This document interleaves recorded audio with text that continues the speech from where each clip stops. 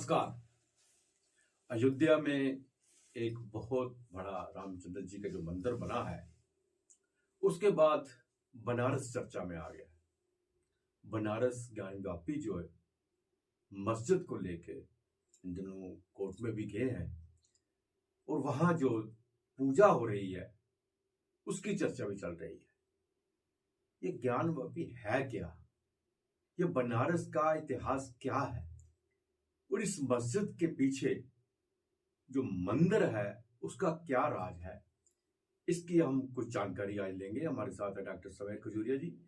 इन्होंने इस पे रिसर्च की है और हाल ही में ये बनारस से होके आए हैं।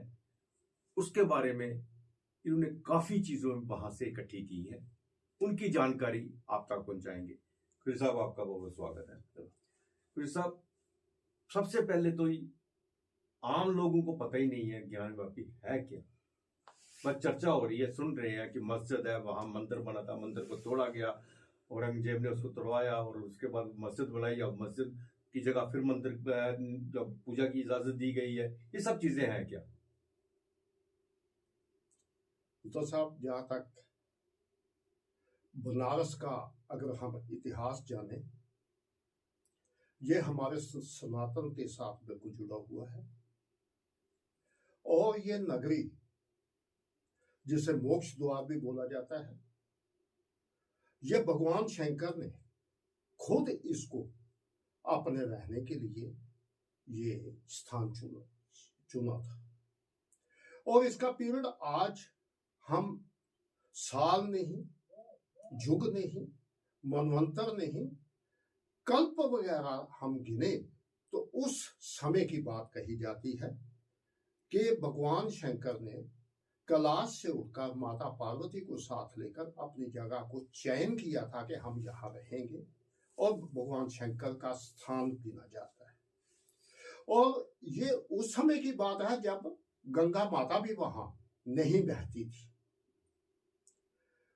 ज्ञानवापी जो आज शब्द जो है ये चर्चा में आया है, इसे भी हमें जानना पड़ेगा कि ये स्थान ज्ञानवापी नाम क्यों पड़ा। कि भगवान शंकर जब वहां अपनी जगह चयन की तो उन्होंने अपने त्रिशूल से एक कुआं खोदा और उसमें से जो जल आया उसको हम आज भी मान्यता भगवान शंकर की ही दी जाती है। खुद शंकर जी का ही जल था और उसी जल से कोई लिंग भी पैदा हुए, जो वो जल उस लिंग को भी ठंडा करता रहा। ये इसका इतिहास जो है, मैं प्राचीन इसलिए कह रहा हूं, ये युग युगांतर जो है, लाखों साल पुराना जो है वो गिना जाता है।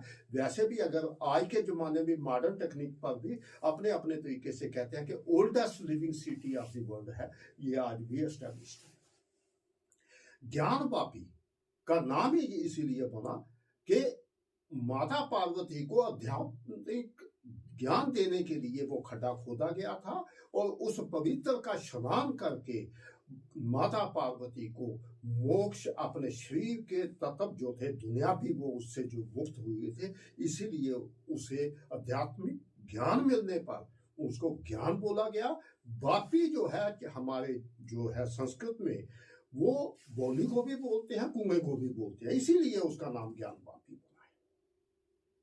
और यही स्थान बाद में क्या हुआ कि ये चलते गए। ये पहले तो 1194 में इसको तोड़ा गया, फिर उसके बाद ये कोई बेचारे बिजनेसमैन थे, उन्होंने पैसा वगैरह इकट्ठा करके 1194 की बात कह रहा हूँ कि उसके 100 साल के बाद वो उसको दोबारा बनाया गया, फिर इसको तोड़ा गया।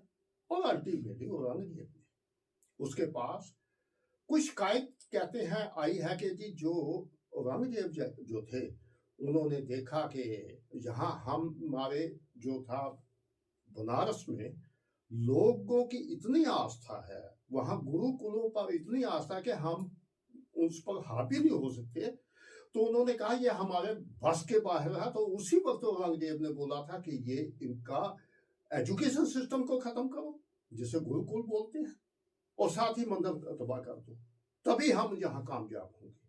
क्योंकि मुगलों का अगर इतिहास पढ़ जाए तो उन्होंने पहले लूट मचाई और उसके बाद हमारे धर्म स्थल जो थे वो तोड़े। ये उस वक्त औरंगजेब ने 1669 में शायद ये आदेश दिया था कि चांद दिखने में जो जो मंदिर सब बीच में आते हैं, रुकावट आती है, उन सबको तोड़ दो। हाँ जी, ये 9 अप्रैल 1969 को सीधा उन्होंने बोला है, बनारस में काफरों के मंदिर और विद्यालयों को तोड़ने का आदेश उसी वक्त दिया गया जी। मतलब लफाई काफर के जो उनके इस्लाम को नहीं मानते उनके सारे मंदिर तोड़। और ये जो ही नहीं, उसके बाद इन्होंने ये भी बोला कि यहाँ जो है ये इनका धर्म परिवर्तन भी किया जाए और उसके लिए 4 पे 1 आदमी को मुस्लिम बनाने के लिए इनाम रखा और औरत के लिए 2 रुपये था। और उसके लिए मैं ऐसे नहीं बोल रहा हूं, इसका असली दस्तावेज जो है वो ये मैं ये इसका दे सकता हूं कि ये 4 पे और जो 2 पे मैं कह रहा हूं, ये बाज़ाब्ता उसका हुक्मनामा जो है वो मैं इस वक्त अपने ये जो है इनके हमारे जितने भी दर्शक हैं उनको दिखाना चाहता हूं। जो ये डॉक्यूमेंट जो है बिल्कुल साफ कहता है, आदमी को का धर्म परिवर्तन करने के लिए 4 पे, औरत का करने के लिए 2 पे। मतलब ये मैं ऐसे नहीं बोल रहा हूँ, ये दस्तावेज किसी को भी शक है बीकानेर आर्काइव्स में जाकर ढूंढ के देख लीजिए। और ये डॉक्यूमेंट जो है 7 अप्रैल 1665 का है और वहां आज भी मौजूद है। और इन्होंने धर्म परिवर्तन भी कराया, मंदिर भी तोड़े। और यही नहीं, फिर इसकी एक बायोग्राफी लिखी गई जिसे मासरे ये मास कहते हैं। उसमें खास तौर पर उसका पेज नंबर पुंजा पुंजा पढ़िए, उसमें भी बोला है कि ये औरंगजेब ने मंदिर तोड़ने का हुक्म दिया है। जो आज लोग इनकार करते हैं, मैं उसके लिए कह रहा हूं कि उसकी बायोग्राफी में उन्होंने ही खुद बोला है कि ये उन्होंने मंदिर तोड़ने के लिए किया। और उसी किताब का 55वां पेज अगर पढ़े तो उसमें उन्होंने कहा कि मंदिर तोड़ भी दिया गया है, मतलब कंप्लायंस रिपोर्ट भी उस जो है बायोग्राफी में दिखाई गई है। इससे ऊपर जो है सबूत क्या होगा। लेकिन दुख की बात यह है, ये तो पुरानी हिस्ट्री गई। अब हम 91 पर आते हैं। देखिए बात ऐसे है कि सभी जानते हैं कि हमारे इस युग में वेद व्यास जी, जिनको वेदों का ज्ञाता भी बोलते हैं, पुराणों की और महाभारत की भी उनको ज्ञान था। उन्होंने सारा कुछ जो था इस काल युग में हमारे लिए जो भी लिटरेचर है सनातन का छोड़ा है। उन्हीं के खानदान का एक वहां कक्ष था जिसे व्यास कक्ष बोलते हैं, और उनका ही वंशज जो थे सोमनाथ, ये थे हमारे व्यास। उन्हें 1809 में ब्रिटिश रूल में गद्दी जो थी, गद्दी के मालक बनाया गया उसी भगवान शंकर के लिंग का, जिसे व्यास कक्ष बोलते हैं। और उसकी वो पूजा जो है 93 तक करते आए। 91 में डेवलपमेंट क्या हुई कि उन्होंने कहा कि जो उनके वंशज थे आगे आज प्रेजेंट जो है, उन्होंने कोर्ट में दावा किया कि यहाँ पर हमारे हिंदू मूर्तियों के अवशेष पाए जाते हैं, तो इसका जो है एक इन्वेस्टिगेशन होनी चाहिए। तो उसके लिए कोर्ट ने आर्कियोलॉजिकल सर्वे ऑफ इंडिया की इन्वेस्टिगेशन के लिए भी ऑर्डर कर दिया। और ये 2021 की बात है। पहले तो उसको जो था लटकाते रहे इसी तरीके से कभी ये वर्शिप एक्ट, कभी कोई और झंझटों में ही इसको सुप्रीम कोर्ट तक घसीटते रहे, लेकिन 21 में जाकर उसका हुआ। लेकिन वो जो थी इन्वेस्टिगेशन नहीं हो पाई। आपको याद होगा 92 में, ये मैं अयोध्या के साथ भी थोड़ा सा जोड़ रहा हूं, 92 में क्या हुआ कि अयोध्या में बाबरी मस्जिद जो थी वो उसका जो था वो डिमोलिशन हुई है। उसके हमें ज्यादा नहीं, लेकिन 6 दिसंबर 1992 को डिमोलिश हुई और उसका नतीजा हुआ कल्याण सिंह की गवर्नमेंट चली गई, वहां पर राष्ट्रपति राज हुआ। 93 में नई सरकार बनी जिसमें मुलायम सिंह जो थे वो चीफ मिनिस्टर बने। उन्होंने आते ही पहला ऑर्डर यही किया, जो ज्ञानवापी जिसे अब मस्जिद बोलते हैं, मस्जिद का आलमगीर मस्जिद है, उसका नाम कभी भी ज्ञानवापी मस्जिद नहीं रहा, ज्ञानवापी मंदिर रहा। जब भी वो ज्ञानवापी का नाम लेंगे तो हमारा स्कंद पुराण जो है रेफर करें, उसमें साफ तौर पर लिखा है कि ये जो है ज्ञानवापी भगवान शंकर का बनाया हुआ कुआं है, जिसका जल जो है भगवान शंकर है। मतलब मैं साफ साफ कर वो मानते हैं कि ये सब कुछ हुआ है। तो कल उन्होंने, मुलायम सिंह जी ने उसकी मार्केटिंग कर दी, मोटे मोटे सलाखे लगाकर सारा कुछ, और यहां से रास्ता था इसको पूजा करने का। 93 तक जो थी व्यास जो पीठाधीश थे उनकी पूजा बंद हो गई। ये चलता रहा।